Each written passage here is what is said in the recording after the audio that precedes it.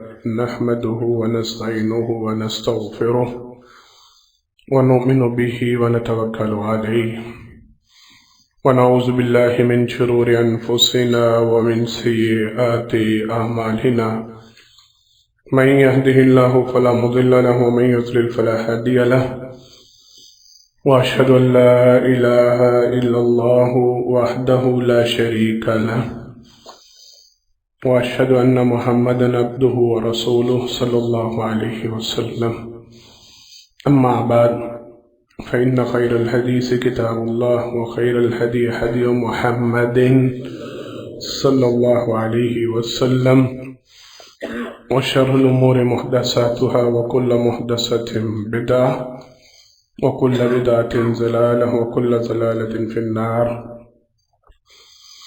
أعوذ بالله السميع العليم من الشيطان الرجيم من حمده ونفخه ونفثه. بسم الله الرحمن الرحيم. والذين تبوأوا الدار والإيمان من قبلهم يحبون من هاجر إليهم ولا يجدون في صدورهم حاجة مما أوتوا ويؤثرون على أنفسهم ولو كان بهم خصاصة ومن يوق شح نفسه فأولئك هم المفلحون. ہر قسم کی تعریفات حمد و ثنا اللہ رب العالمین کے واسطے خاص ہیں. انگن لا تعداد بے شمار درود و سلام ہو امام الانبیاء حبیب کبریا جناب محمد مصطفیٰ صلی اللہ علیہ وسلم کی ذات گرامی پر. حضرات محترم، بحیثیت مسلمان، بحیثیت مومن، ہمیں سے ہر شخص کی یہ خواہش اور کوشش ہونی چاہیے کہ وہ اپنی زندگی میں زیادہ سے زیادہ نیکیوں کو جمع کرے. ہر ایمان والے کی یہ خواہش ہونی چاہیے، ہر مسلمان کی یہ کوشش ہونی چاہیے اس کی زندگی میں زیادہ سے زیادہ کام ایسے ہوں، زیادہ سے زیادہ معاملے ایسے ہوں جو اللہ رب العالمین کے ہاں نیکیوں میں شمار ہوتے ہوں اور وہ ان نیکیوں کو زیادہ سے زیادہ جمع کر پائے. نیکیوں کی کئی اقسام ہیں، نیکیوں کی مختلف قسمیں ہیں، مختلف انداز ہیں. اللہ رب العالمین نے قرآن کریم میں اور جناب محمد مصطفیٰ صلی اللہ علیہ وسلم نے احادیث مبارکہ میں ان کی بڑی وضاحت فرمائی. لیکن ان اقسام میں سے ایک قسم بڑی خاص ہے، بڑی پیاری ہے اور اللہ کے ہاں بڑی محبوب ترین ہے، بلکہ اللہ رب العالمین نے قرآن کریم میں اصل نیکی اسے قرار دیا. اللہ اکبر. 2 آیات مبارکہ اس حوالے سے ملتی ہیں. 4 پارہ اس کی پہلی آیت مبارکہ ہے لن تنالوا البر حتى تنفقوا مما تحبون وما تنفقوا من شيء فإن الله به عليم.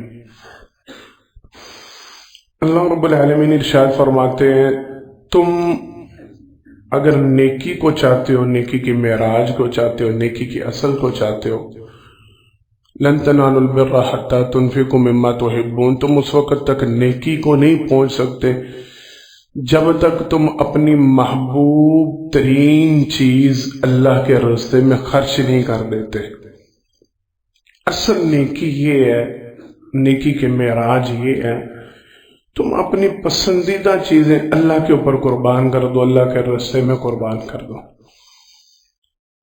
لَيْسَ الْبِرَّ أَن تُوَلُّوا وُجُوهَكُمْ قِبَلَ الْمَشْرِقِ وَالْمَغْرِبِ وَلَكِنَّ الْبِرَّ مَنْ آمَنَ بِاللَّهِ وَالْيَوْمِ الْآخِرِ والملائکۃ والکتاب والنبیین.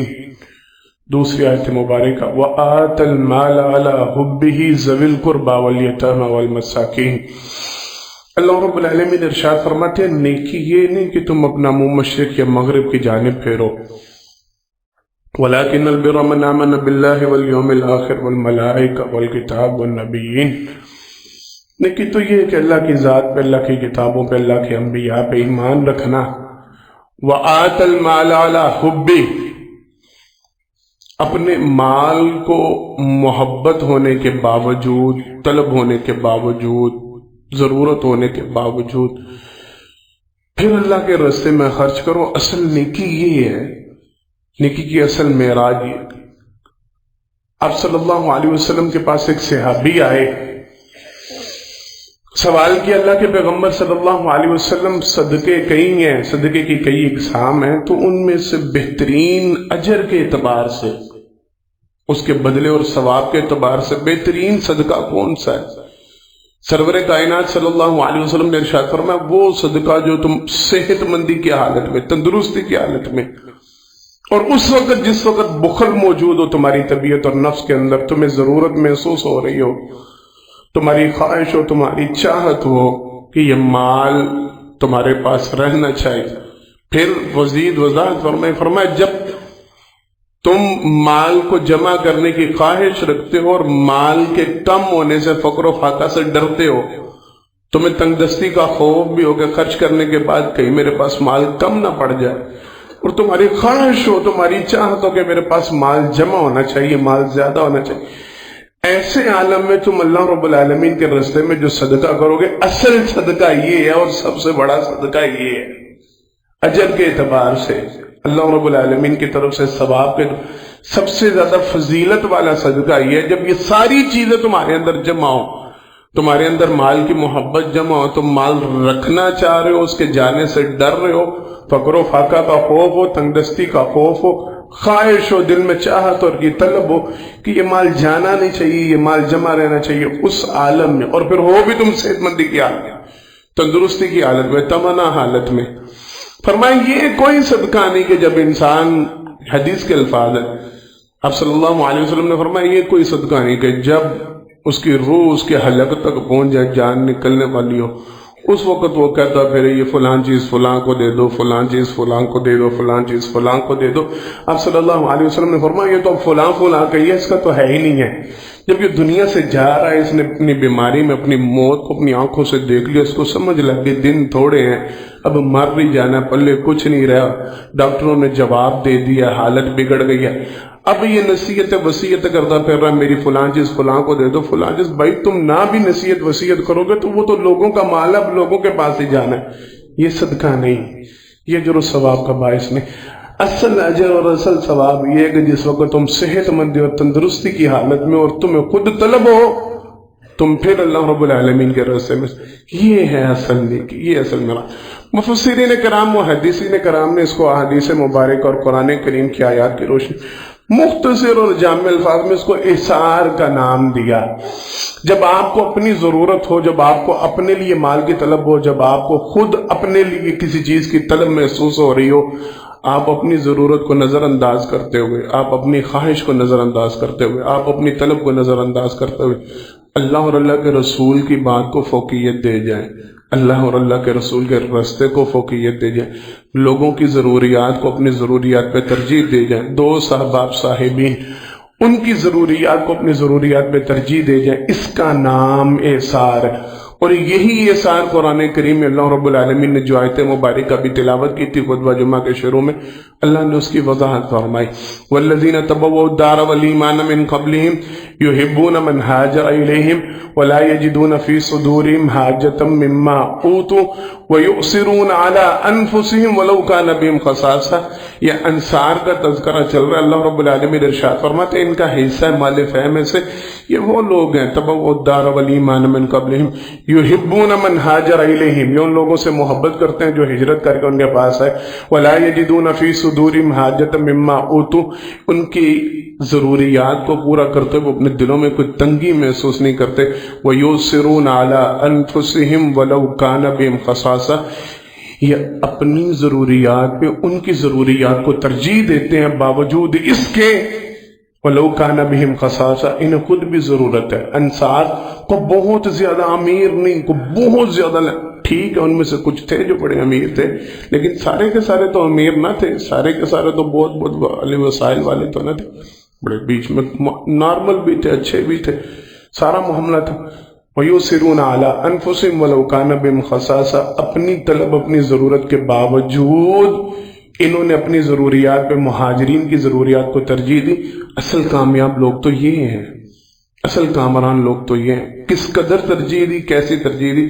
جناب انس بن مالک رضی اللہ تعالیٰ عنہ بیان فرماتے ہیں نبی کریم صلی اللہ علیہ وسلم کے پاس مہاجر صحابہ کرام رضوان اللہ علیہ مجمعین ان کے گروہ آیا، کہ اللہ کے پیغمبر صلی اللہ علیہ وسلم ہمیں بھی عمریں بیتی، ہم نے بھی زندگیاں گزاری اپنے علاقے میں، قریش میں رہتے ہوئے، مکہ میں رہتے ہوئے ہم نے بڑا بڑا ٹائم گزارا، بڑی بڑی طرح کے لوگوں سے وہاں ہمارا سامنا اور معاملہ ہوا۔ مکہ تو گڑھ تھا اور ساری زندگی سے جناب ابراہیم علیہ السلام کے دور سے وہ مرکز رہا، وہاں ہر طرح کی اقوام آتے رہی جاتے رہی، لوگ وہاں پہ آتے رہے بیت اللہ کے طواف کے لیے، عمرہ کے لیے، حج کے لیے۔ ہم نے بڑے بڑے قبائل دیکھے ہیں، ہم نے بڑی بڑی اقوام دیکھی ہیں۔ اللہ کے پیغمبر یہ مہاجرین کہہ رہے ہیں، اللہ کے پیغمبر صلی اللہ علیہ وسلم ہم نے کبھی ایسی قوم نہیں دیکھی تھی آج تک جو اپنی ضروریات پہ لوگوں کی ضروریات کو ترجیح، جیسا ہم نے انصار کو پایا۔ ہم نے ایسی قوم نہیں دیکھی۔ ہم دیکھتے ہیں انہیں اپنی ضرورت ہوتی ہے، انہیں اپنے معاملے ہوتے ہیں، انہیں اپنے مسائل درپیش ہوتے ہیں، وہ سب کچھ بلائے بیٹھے ہوتے ہیں، وہ اپنی ضروریات پہ ہماری ضروریات کو ترجیح دیتے ہیں، وہ اپنے معاملات پہ ہمارے معاملات کو ترجیح دیتے ہیں۔ طلب ان کو اپنی ذات کے لیے ہوتی ہے لیکن وہ اپنی ذات کو پیچھے چھوڑ دیتے ہیں، ہماری ذات کو فوقیت دیتے ہیں۔ اللہ کے پیغمبر صلی اللہ علیہ وسلم ہم نے ایسی خرچ کرنے والی قوم آج تک نہیں دیکھی، ہم نے ایسا خیال کرنے والی قوم اتنے عظیم لوگ، اتنے عظیم اللہ کے پیغمبر صلی اللہ علیہ وسلم، ہم تو یہ مہاجرین کے الفاظ، ہم تو ڈرنے لگے ہیں جتنی وہ نیکی ہمارے ساتھ کر رہے ہیں، جتنا وہ تعاون ہمارے ساتھ کر رہے ہیں، جتنا وہ معاملہ اچھا ہمارے ساتھ کر رہے ہیں، کہ ایسا نہ ہو نیکیاں کر کر ہم تھک جائیں اور ان کے اثار کی وجہ سے اللہ ہماری ساری نیکیاں نہ ان کو دے دے۔ ہمارے ساتھ اتنا اچھا برتاؤ، ہمارے ساتھ اتنا اچھا سلوک، ہمیں تو یہ خطرہ محسوس ہونا شروع ہو گیا ان کی نیکی کی وجہ سے، ان کے احسان کی وجہ سے اللہ ہماری ساری نیکیاں ان کے کھاتے میں نہ لکھ دے۔ آپ صلی اللہ علیہ وسلم نے فرمایا نہیں، ایسا نہیں ہوگا، ان کے لیے ان کا اجر ہے، تمہارے لیے تمہارا اجر ہے، تم ان کے لیے دعائیں خیر کرتے رہا کرو، دعائیں مغفرت کرتے رہا کرو، ان کا شکریہ ادا کرتے رہا کرو جو تمہارے ساتھ وہ اچھا سلوک۔ کس قدر اچھا سلوک؟ جناب سعد بن ربیع رضی اللہ تعالیٰ عنہ، ان کا واقعہ بڑا معروف ہے۔ عبد الرحمن بن عوف رضی اللہ تعالیٰ عنہ کے ساتھ ان کا اسلامی مواقعات میں بھائی چارے میں نبی کریم صلی اللہ علیہ وسلم ان دونوں کو بھائی بنایا تھا، معروف واقعہ، مشہور واقعہ۔ اللہ اکبر۔ جناب عبد الرحمن بن عوف رضی اللہ تعالیٰ عنہ کو جب لے کے اپنے گھر میں آئے تو آگے کہنے لگے آپ کے پاس کچھ بھی نہیں ہے، مجھے پتہ ہے، نہ آپ کے پاس کوئی ساز و سامان ہے، نہ آپ کے پاس کوئی کھانے پینے کا سامان ہے، نہ آپ کے پاس کوئی رہنے میں۔ آپ یوں کیجئے، میرے پاس 2 مکان ہیں، ان 2 مکانوں میں سے کوئی ایک مکان جو آپ کی طلب ہے، جو آپ کی خواہش ہے، وہ مکان میں آپ کے نام کر دیتا ہوں، آپ وہ مکان مجھ سے لے لیجیے۔ پھر کہا جی بعض روایت میں باغ کا تذکرہ، میرے پاس 2 باغات ہیں، ان 2 باغات میں سے میں نہیں کہتا کہ یہ میرا اور یہ آپ کا، نہیں، جو آپ کی خواہش ہے وہ باغ آپ رکھ لیں۔ پھر کہنے لگے اپنا جو کاروبار ہے اس میں میری جتنی جو مال ہے، جو میری راس المال ہے، جتنا ٹوٹلی مال ہے، اس میں سے میں آدھا آپ کے نام وقف کر، یہ سعد بن ربیع کہہ رہے ہیں، آدھا میں آپ کے نام وقف کر دیتا ہوں، آدھا آپ رکھ لیجیے، آدھا میں رکھ لیتا ہوں۔ اثار دیکھیے گا توجہ کے ساتھ۔ کہنے لگے میری 2 بیویاں ہیں، میں دونوں بیویاں آپ کے سامنے لے کے آتا ہوں، ان دونوں میں سے دیکھ لیجیے جو آپ کو پسند آتی ہے میں اس بیوی کو طلاق دیتا ہوں، آپ اسے نکاح کر لیں۔ تصور میں آ رہی ہے بات، سمجھ میں آ رہی ہے؟ احسار، اس کی حد دیکھیں، قربانی اس کی حد، مالک خود ہیں، مالک خود ہیں، ساری چیزیں ان کی ہیں۔ تقسیم کرنا ہوتا تو یوں بھی تو کہہ سکتے تھے یہ میرا ہوا، یہ آپ کا ہوا، یہ میں رکھ لیتا ہوں، یہ آپ رکھ لیں، یہ میرے پاس اور یہ آپ کے پاس، نہیں کہ جو چیز میں آپ کے سامنے چیزیں رکھتا جاتا ہوں، جو آپ کو پسند آتا ہے، جو چیز آپ کو، وہ آپ لے لیجیے، جو میرے لیے چھوڑنا ہے وہ میرے لیے چھوڑ دیجیے۔ اللہ اکبر۔ جناب عبد الرحمن بن عوف رضی اللہ تعالیٰ بڑے خوددار، بڑے انار، کہنے لگے اللہ کی قسم مجھے ایک پائی بھی نہیں چاہیے، مجھے ایک ذرہ بھی نہیں چاہیے، یہ ساری چیزیں جو آپ مجھے دے رہے ہیں اللہ رب العالمین آپ کو مبارک کرے، نہ مجھے گھر چاہیے، نہ مجھے مال چاہیے، نہ مجھے بیوی چاہیے، نہ کوئی شے نہیں چاہیے، ساری چیزیں آپ کو مبارک، یہ ساری چیزیں آپ رکھیں، مجھے بازار کا راستہ بتائیں، بازار کہاں پہ ہے؟ کہا جی کیا کرنا ہے؟ کوئی چیز ہے آپ کے پاس جو بیچنے جانا ہے؟ خالی ہاتھ آپ ہے، کرنے کیا جانا ہے بازار؟ یا کچھ خریدنے جانا ہے، آپ کے پاس پیسے تو ہے نہیں، خریدنا کیا ہے، کرنے کے جا رہے ہیں بازار، نہ آپ کے پاس کچھ فروخت کرنے کے لیے، نہ آپ کے پاس کچھ خریدنے کے لیے، بازار کا راستہ کہا مجھے اللہ رب العالمین نے تجارت کا ہنر دیا. لوگ سوال کرتے ہیں آج کل، بڑی دنیا پوچھتی ہے یہ بروکری جائز ہے کہ نہیں، یہ ساری باتیں ان کے لیے، یہ مسئلہ ان کے لیے. کہا مجھے اللہ رب العالمین نے تجارت کا ہنر دیا ہے، مجھے اللہ رب العالمین نے تجارت سکھلائی ہے، آپ مجھے بازار کا راستہ بتلائیں، بازار کس طرف ہے، میں اللہ رب العالمین کی توفیق سے خود اپنے لیے کما لوں گا، خود اپنے لیے بنا لوں گا. کہا جی اچھا آپ جائیں، اگر آپ کا شوق ہے پورا کر لیں، جائیں دیکھیں. اللہ اکبر. سعد بن ربیع رضی اللہ تعالیٰ بیان کرتے ہیں رات کو جب وہ واپس آئے عبد الرحمن بن عوف رضی اللہ تعالیٰ، ان کے پاس کافی تعداد میں گھی اور پنیر موجود تھا جو وہ کما کے لے کے آئے تھے. یہ وہی عبد الرحمن بن عوف. یہ بات ضمناً بیچ میں آ گئی ہے، تذکرہ بیچ میں آ گیا، تو میں صرف سنا رہا ہوں اس وجہ سے کہ تسلی ہو جائے اور ہمارے لیے شاید اصلاح کا سبب بن جائے. یہ وہی عبد الرحمن بن عوف ہے جو بالکل کلاش خالیات، 1 روپیہ 1 آنا 1 پائی. نوجوانوں کے لیے خصوصی بات، نوجوان بڑی توجہ کے ساتھ یہ بات سنیں. آج کل بڑا شکوہ شکایت ہوتا ہے عمومی طور پہ جو فارغ رہنے والے افراد ہوتے ہیں نا، نوجوان ہوتے ہیں، میں نے باہر جانا ہے، ابو سے کہا ہوا مجھے باہر بھیج دے. یہاں کیا کر رہے ہو، فارغ ہی بیٹھا ہوا ہوں، کوئی کام کاج نہیں ہے ہی نہیں نا، باہر جاؤں گا تو کام کروں گا. وہ یہیں پہ بیٹھ کے ٹائم ضائع کر رہے ہیں. کچھ نوجوان ایسے ہیں، ہمارے پاس پلے کچھ نہیں ہے نا، ہمارے ہاتھ میں کچھ نہیں ہے، روپیہ پیسہ نہیں، ابو جان کے پاس اتنے پیسے نہیں ہیں کوئی نیا کام کرے، کوئی نیا کاروبار کرے. میں اس وجہ سے کسی کام میں شمولیت نہیں کر رہا. کیا کرتے ہو، سارا دن فارغ ہی بیٹھا رہتا ہوں، ٹائم ویسٹ کرتا رہتا ہوں. اللہ کے بندو، عبد الرحمن بن عوف رضی اللہ تعالیٰ 1 آنا 1 پائی پاس موجود نہیں، نہ خریدنے کے لیے نہ فروخت کرنے کے لیے، کوئی شے موجود نہیں. جب وفات پائی تو صحابہ کرام رضوان اللہ علیہ مجمعین کہتے ہیں ان کے سونے کو تقسیم کرنے کے لیے ہم نے کلہاڑیوں سے ان کا سونا کاٹا اور ہمارے ہاتھوں میں چھاپے پڑ گئے تھے. اتنا سونا تھا کہ اس کو کاٹنے کے لیے ہم کلہاڑیوں کا استعمال کرتے تھے اور کلہاڑی چلا چلا کے ہمارے ہاتھوں میں چھالے پڑ گئے تھے. یہ عبد الرحمن بن عوف کا سونا تھا. اتنا مال، ایک وقت میں 100 اونٹ بما سازمان. سنی ہوئی ہوگی حدیث آپ نے، بڑی معروف حدیث ہے. ماجی عائشہ رضی اللہ تعالی عنہا نے آواز سنی تھی دھمک کی، لرز رہا تھا مدینہ، تو پوچھا کیوں لرز رہے، کیا کیسا شور ہے؟ لوگوں نے بتایا تھا عبد الرحمن بن عوف کا قافلہ مدینے میں داخل ہو رہا ہے، تو وہ 100 اونٹ اور سامان سے لگے ہوئے، تو جب وہ پاؤں مارتے ہیں زمین کے اوپر تو زمین لرزتی ہے، اتنا بڑا قافلہ ہے. کہ اللہ اکبر. یہ وہی عبد الرحمن بن عوف ہے جس کے متعلق جناب محمد مصطفیٰ صلی اللہ علیہ وسلم نے فرمایا تھا کہ عبد الرحمن چھلانگے لگاتا ہوا جنت میں داخل ہوگا.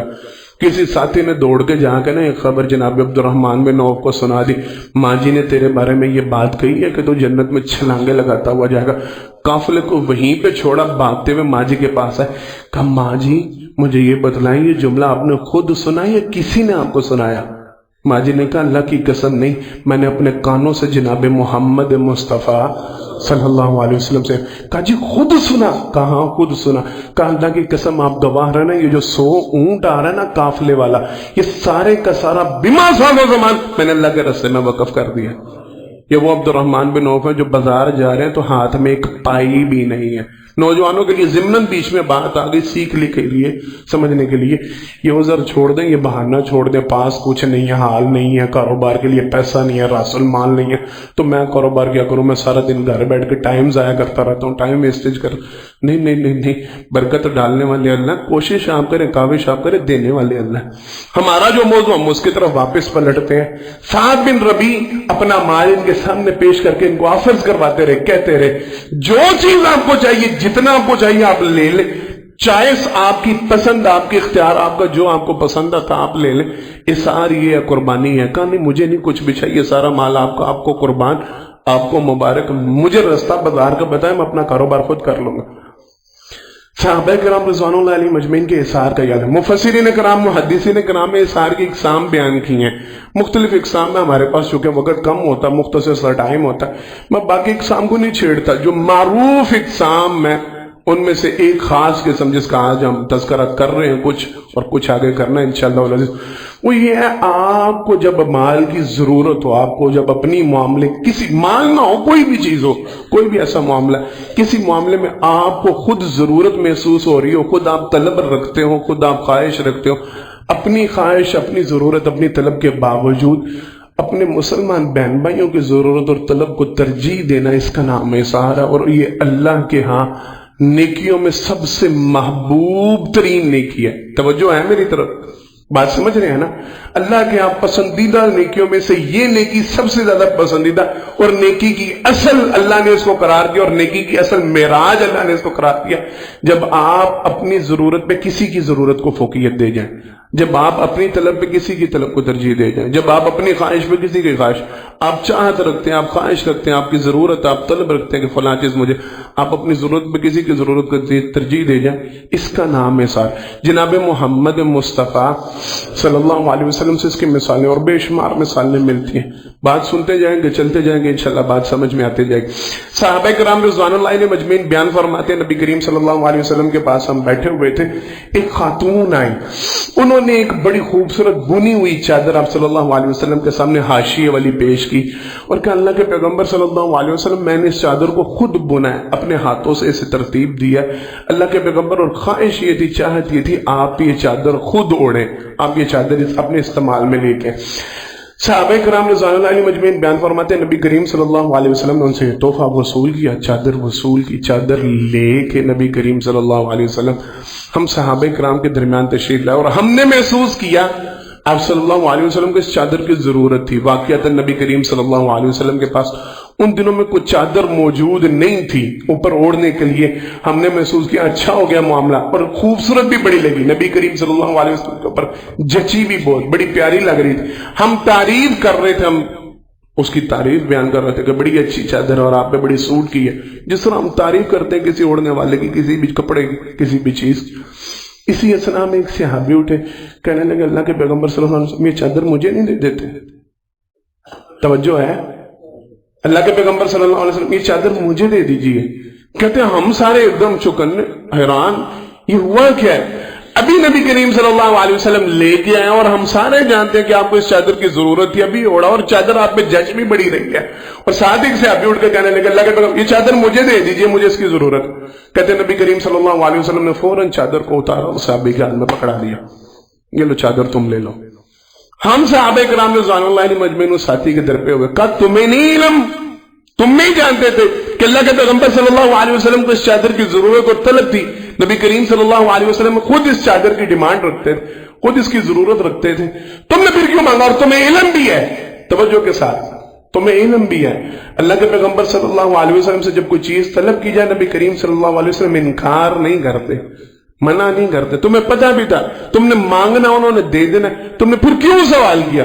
اسے ابھی کہنے لگے غصہ نہ ہو، ناراض نہ ہو، میری خواہش یہ تھی، میرے دل میں اچانک یہ خیال آیا اللہ کے پیغمبر صلی اللہ علیہ وسلم نے اس چادر کو اوڑھا ہے، کل جب میں فوت ہوں تو یہ چادر میرا کفن بنائی جائے، میں نے اپنے کفن کے لیے طلب کیا۔ صحابہ کرام رضوان اللہ علیہ مجمعین اب گواہی دیتے ہیں، کہتے ہیں اللہ کی قسم ہم نے دیکھا چند دنوں بعد اس صحابی کا انتقال ہوا، اس کو اسی چادر کے اندر کفن دیا گیا، اس کی خواہش کو اللہ رب العالمین نے پورا۔ ہمارے لیے سمجھنے والی بات یہ ہے، ہمارے لیے سبق یہ ہے، نبی کریم صلی اللہ علیہ وسلم باوجود ضرورت کے، باوجود طلب کے، آپ صلی اللہ علیہ وسلم سے ساتھی نے سوال کیا، نبی کریم صلی اللہ علیہ وسلم نے فوراً وقف کر۔ جناب ابو ہریرہ رضی اللہ تعالیٰ عنہ بیان فرماتے ہیں، کہتے ہیں دن میں بڑا شدید بھوک میں مبتلا تھا، کھانے پینے کے لیے پاس کچھ نہیں تھا، ساز و سامان کچھ نہیں تھا، اللہ اکبر۔ کہتے ہیں میں رستے میں ایسی جگہ پہ بیٹھ گیا جہاں سے لوگوں کا گزر ہوتا تھا، لوگ گزرتے تھے جہاں، میں بیٹھ گیا تو جناب ابو بکر رضی اللہ تعالیٰ وہاں سے گزرے، میں نے ابو بکر صدیق رضی اللہ تعالیٰ کو قرآن کریم کی ایک آیت مبارکہ سنائی اور کہا جی مجھے اس کا ترجمہ سمجھائیں۔ ابو بکر صدیق رضی اللہ تعالیٰ جتنا ترجمہ سمجھتے تھے، جو چیز سمجھتے تھے، انہوں نے مجھے سمجھائی اور چل دی۔ کہنے لگے اللہ کی قسم میرا مقصد کوئی ترجمہ پوچھنے کا نہیں تھا، میں زیادہ ان سے زیادہ گرفت رکھتا تھا اس بات کے اوپر، کیونکہ حدیثوں میں سب سے زیادہ نبی کریم صلی اللہ علیہ وسلم سے روایت کرنے والے اور آپ کے پاس رہنے والے، کہتے میرا مقصد تو یہ تھا کہ شاید یہ میری بات کو سمجھے اور مجھے کچھ کھلانے پلانے کی آفر کریں، لیکن وہ میری مقصد کو نہیں سمجھے، چلے گئے۔ جناب عمر فاروق رضی اللہ تعالیٰ عنہ، میں نے ان سے وہی آیت مبارکہ تلاوت کی اور کہا جی مجھے اس کا ترجمہ سمجھایا۔ عمر فاروق نے ترجمہ سمجھایا جو وہ سمجھا سکتے تھے، لیکن میرے مدعا کو نہ سمجھے، میرے مقصد کو نہ سمجھایا اور چل دی۔ میں پھر بھوکا پیاسا بیٹھا ہوا، کیا کروں، کس سے کہوں؟ اسی اثنا میں جناب محمد مصطفیٰ صلی اللہ علیہ وسلم تشریف لائے. اللہ اکبر. کہتے ہیں میں نے ابھی بات نہیں کی، نبی کریم صلی اللہ علیہ وسلم میرے چہرے سے بھانپ کے کہ ابو ہریرہ بھوکا ہے، ابو ہریرہ کو طلب ہے کسی چیز کے کھانے پہ نہیں. مجھے کہا ابو ہریرہ، میں نے کہا لبیک یا رسول اللہ صلی اللہ علیہ وسلم. کہا ابو ہریرہ اور چلو میرے ساتھ چلو. مجھے لے کے نبی کریم صلی اللہ علیہ وسلم اپنے گھروں میں سے گھر میں داخل ہوئے. میں نے آنے کی اجازت طلب کی، مجھے اجازت دی کہ گھر میں داخل ہوا. پوچھا اللہ کے پیغمبر سے گھر میں کچھ کھانے پینے کے لیے ہے؟ بتلایا کہ جی بالکل ہے، ایک دودھ کا پیالہ آپ کے کسی جاننے والے نے آپ کے لیے تحفتاً بھیجا ہے، ہدیہ بھیجا ہے، دودھ کا پیالہ آیا. آپ صلی اللہ علیہ وسلم نے وہ پیالہ منگوایا. ابو ہریرہ رضی اللہ تعالیٰ کہتے ہیں مجھے نبی کریم صلی اللہ علیہ وسلم نے حکم دیا، ابو ہریرہ جاؤ جا کے اصحاب صفا کو بلا کے لاؤ. حضرات محترم توجہ کیجئے گا، دودھ کا ایک پیالہ، پتہ ہے ساتھ جس مہمان کو لے کے آ رہے ہیں وہ بھوکا ہے، اس کو ضرورت ہے، اس کو طلب ہے. خود نبی کریم صلی اللہ علیہ وسلم کو بھی بھوک اور طلب ہوگی. کہ جا کے اصحاب صفا کو لے کے آؤ. اصحاب صفا کو لایا گیا. ابو ہریرہ رضی اللہ تعالیٰ کہتے ہیں ان کو ان کی جگہوں پہ بٹھایا گیا. نبی کریم صلی اللہ علیہ وسلم کے گھر کے اندر وہ جتنے تھے سب کو لایا گیا، بٹھایا گیا. آپ صلی اللہ علیہ وسلم نے مجھے حکم دیا، ابو ہریرہ یہ دودھ کا پیالہ، یہ تربیت ہے، یہ سکھلایا جا رہا ہے. ابو ہریرہ کہتے ہیں اللہ کی قسم میں اپنے دل میں یہ بات محسوس کر رہا تھا، اور سب سے زیادہ بھوک مجھے، سب سے زیادہ ضرورت مجھے، پہلے مجھے تو پیش کر دیجیے. یہ جتنے افراد یہاں پہ آ گئے، ایک دودھ کا پیالہ، یہ سارے پیالہ دو چار ہی پیئیں گے تو ختم ہو جائے گا، تو میرے حصے میں کیا آئے گا؟ تو کتنا ہی اچھا ہوتا. پہلے نبی کریم صلی اللہ علیہ وسلم مجھے پلاتے، لیکن وہ سبق سکھایا جا رہا ہے، وہ تعلیم دی جا رہی ہے، وہ تربیت. کہا ابو ہریرہ تم پیالہ پکڑو اور باری باری ان سب کو پلانا شروع کرو. ابو ہریرہ کہتے ہیں میں نے ایک شخص کو دیا، اصحاب صفا میں سے ایک کو پلایا. اصحاب صفا سمجھتے نا کون ہے؟ مدرسے کے طلباء، دین کے طالب علم، جو دین کو سیکھنے کے لیے اپنے آپ کو جنہوں نے وقف کیا، یہ تھے اصحاب صفا. کہتے ہیں میں نے ایک ایک کر کے پلانا شروع کیا. پہلے ایک کو پلایا، اس نے پی لیا، جب وہ سیر ہوا اس نے پہلا مجھے واپس کیا. کہا دوسرے کو پلاؤ، دوسرے کو، تیسرے کو. وہ جتنے تھے ان سب کو نبی کریم صلی اللہ علیہ وسلم نے وہ دودھ کا پیالہ میرے ہاتھوں سے دلوایا، میں نے دیا. کہتے ہیں جب سب پی چکے تو نبی کریم صلی اللہ علیہ وسلم مسکرایا اور کہا ابو ہریرہ اب تم اور میں رہ گئے جنہوں نے دودھ نہیں پیا، باقی تو سارے پی چکے ہیں. میں نے کہا جی بالکل اللہ کے پیغمبر. کہا ابو ہریرہ اب تم پیو. کہا نہیں اللہ کے پیغمبر صلی اللہ علیہ وسلم آپ پی لیں. فرمایا نہیں ابو ہریرہ تم پیو. کہتے ہیں میں نے پینا شروع کیا، اللہ کی قسم میں پیتا چلا گیا یہاں تک کہ میں سیر ہو گیا، دودھ ختم نہیں ہونے پہ آیا. اللہ کے پیغمبر صلی اللہ علیہ وسلم نے حکم دیا ابو ہریرہ اور پیو. کہتے ہیں میں نے پھر پینا شروع کیا، 3 دفعہ مجھے کہا ابو ہریرہ اور پیو اور پیو. آخری دفعہ میں نے کہا اللہ کے پیغمبر اب بس ہو چکی، اب اور ہمت طاقت نہیں اندر، اور طلب موجود نہیں، جتنا پی سکتا تھا پی لی. آپ صلی اللہ علیہ وسلم نے فرمایا اب مجھے دو. پھر نبی کریم صلی اللہ علیہ وسلم نے وہ پیالہ لیا اور آپ صلی اللہ علیہ وسلم نے اس میں سے دودھ کو پی کے اس کو ختم کیا. سبق پتہ ہے کیا ہے؟ سکھلانے کی بات پتہ ہے کیا ہے؟ ضرورت نبی کریم صلی اللہ علیہ وسلم نے سب سے آخر میں پیا، بولے پیا نا سب سے آخر میں. ضرورت اس کا مطلب ہے خود کو بھی تھی، طلب اس کا مطلب ہے خود کو بھی تھی.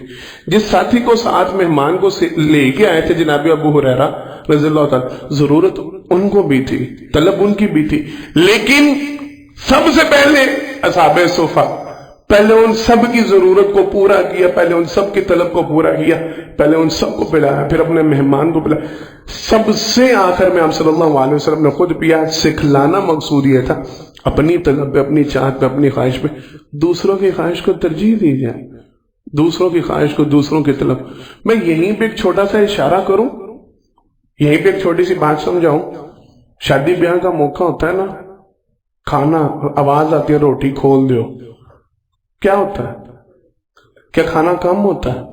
بولیں کیا کھانا ختم ہونے کا ڈر ہوتا ہے؟ اب تو ماشاءاللہ جتنی جتنی بڑی مارکیز اور جتنے بڑے بوفے لگتے ہیں اور جتنا بڑا انتظام ہوتا ہے، خالد بھائی جان کیا کوئی خدشہ ہوتا ہے کہ کھانا ختم پڑ جائے گا، بعد میں ملے گا نہیں؟ ہم کیسے ٹوٹتے ہیں، چمچ کیسے چھینتے ہیں ایک دوسرے کے ہاتھ سے، ایک دوسرے کو فوقیت دینے پہ آتے ہیں، ایک دوسرے کو ترجیح دیتے ہیں کہ نہیں بھائی جان پہلے آپ لے لیں میں بعد میں لے لیتا ہوں، پہلے آپ ڈال لیں میں بعد میں ڈالوں گا. کھانا تو ادھر ہی ہے نا، سارا کچھ سامنے بڑا ہوا ہے.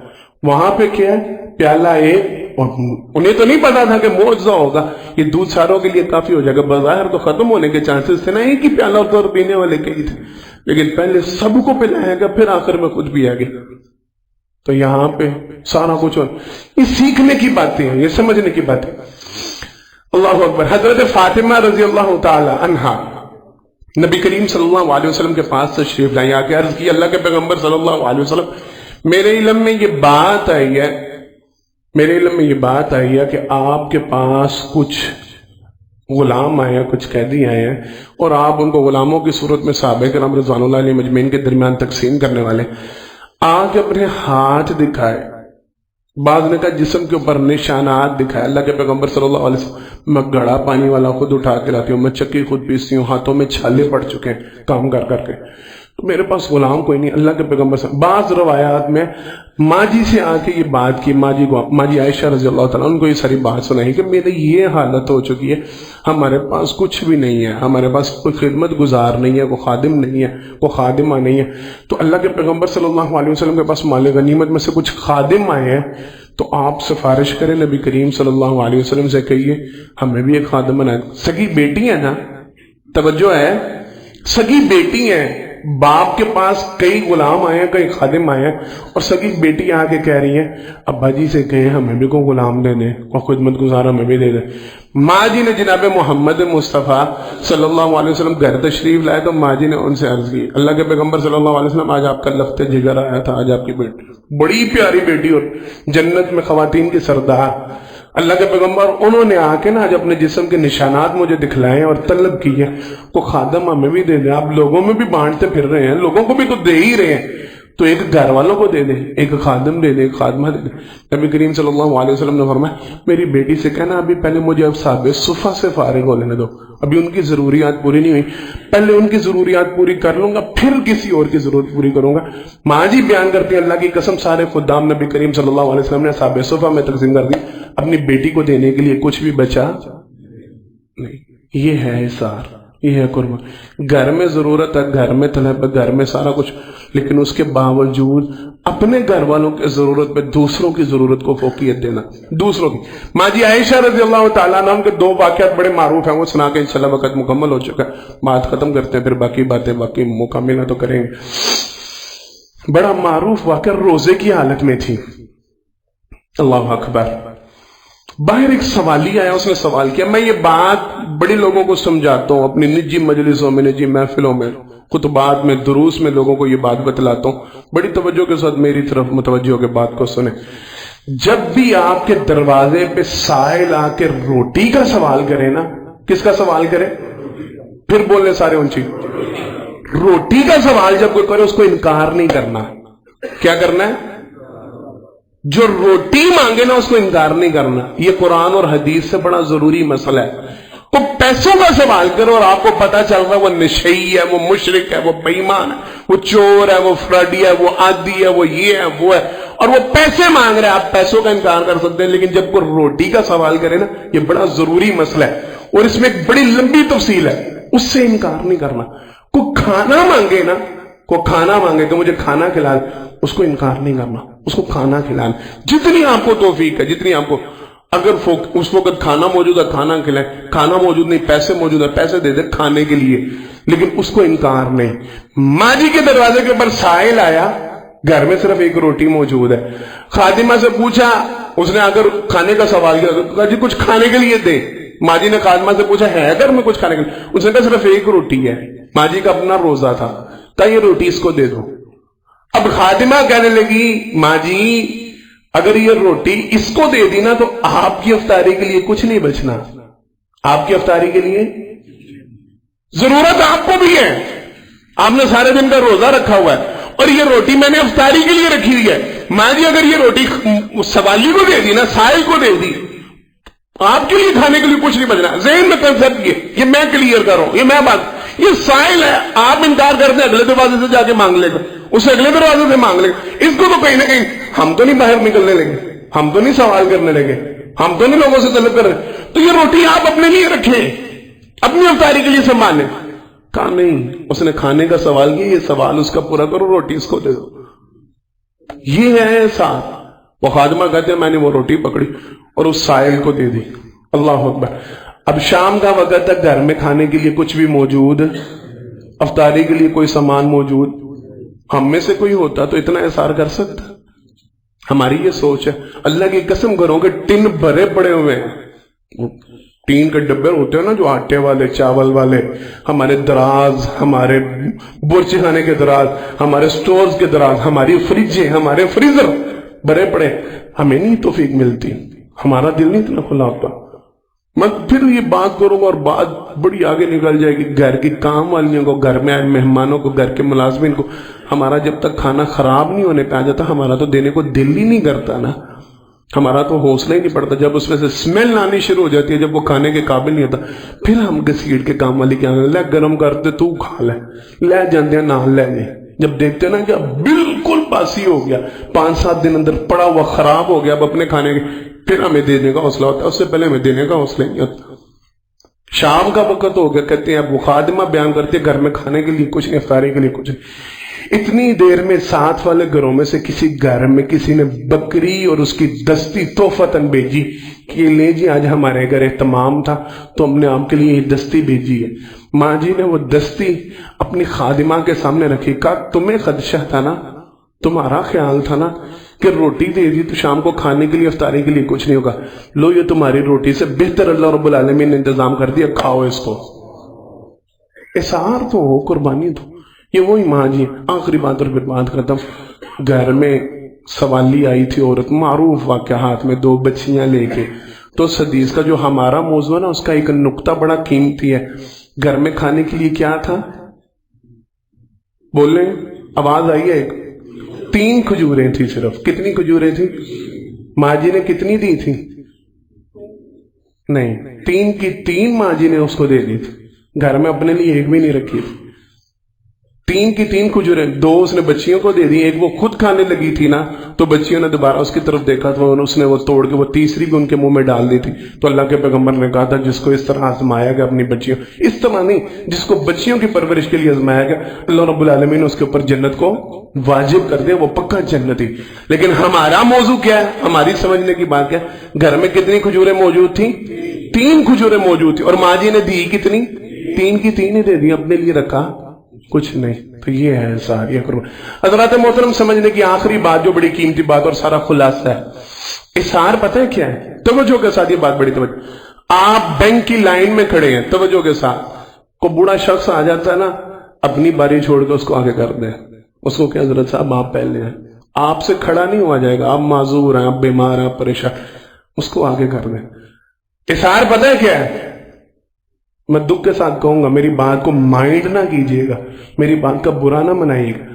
نوجوان دیکھے نا کہ صف میں جگہ کم پڑ رہی ہے اور بزرگ بندے کو پیچھے یا اوپر جانا پڑے گا, تو نوجوان اپنی جگہ خالی کر دے کہ بزرگوں آپ, اللہ کی قسم مسجدوں میں لوگ یہ نہیں کرتے, اپنی جگہ ملنے کے لیے وہاں پہ نشانی رکھ دیتے ہیں, وہاں پہ رومال رکھ رہا ہے, کوئی کرسی رکھ رہا ہے. ہم تو اتنا احسار نہیں, اور کوئی آگے ان کی کرسی ان کی رکھی ہوئی جگہ کو اٹھا کے کوئی بیٹھ جائے, ہمیں وہ گوارا نہیں, مسجد میں لڑائی ڈال دیتے, تینوں نہیں پتا میری جگہ سے, وہ نہیں بھائی احسار کرو, قربان کرو کو نہیں حضرت آپ لیں گے جگہ, میں سادہ جگہ.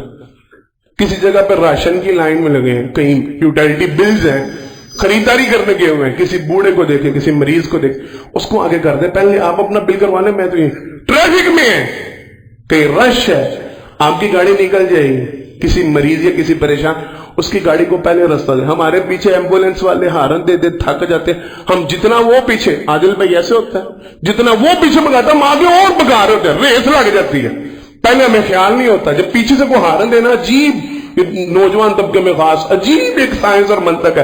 پہلے بڑے پرسکون طریقے سے گاڑی چلا رہے ہوں گے, پیچھے سے کو ہارن دینا, اس کو ضرورت ہے, اس نے کہیں جانا, اس وقت پتہ نہیں کون سی آگ آتی ہے جو جسم کے اندر لگ جاتی ہے, اور اسی وقت ریس شروع ہو جاتی ہے, کہیں ہوں انہوں نہیں اگے ننگن ہے, اور بھائی اس کو ضرورت ہوگی, اس کا کوئی مسئلہ, اس کو جانے دو, اس کو رس, اور یہ احسان ہے, یہ قربانی, لوگوں کے لیے آسانی کا اہتمام کریں گے سارے انشاءاللہ. ہاتھ اٹھا کے بعد اپنی اپنی. اچھا ایک ہی سوال مجھے چودھری صاحب نے, آخری بات اور پھر بات کرتا ہوں, چودھری صاحب نے مجھے سوال میں قاضی ایک ساتھی ہیں, وہ کہتے ہیں حافظ صاحب ہاتھ اٹھوا دیتے ہیں, وعدہ لے لیتے ہیں, کریے نہ تو پھر, تو اللہ کے بندوں کرنے کے آتے ہو, بات سمجھ میں آ رہی ہے؟ میں میرے ہاتھ اٹھا کے وعدہ لے لے بے تراس حافظ صاحب وعدہ ساڑھے کو لے لیندے نے اسی پھر کریے نہ تو پھر تسی کرن کی آندے ہو جو تسی کرنا نہیں.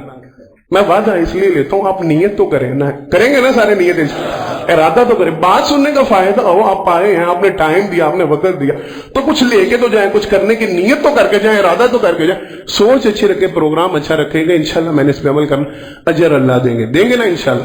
اللہ مجھے اور آپ کو عمل کرنے کی توفیق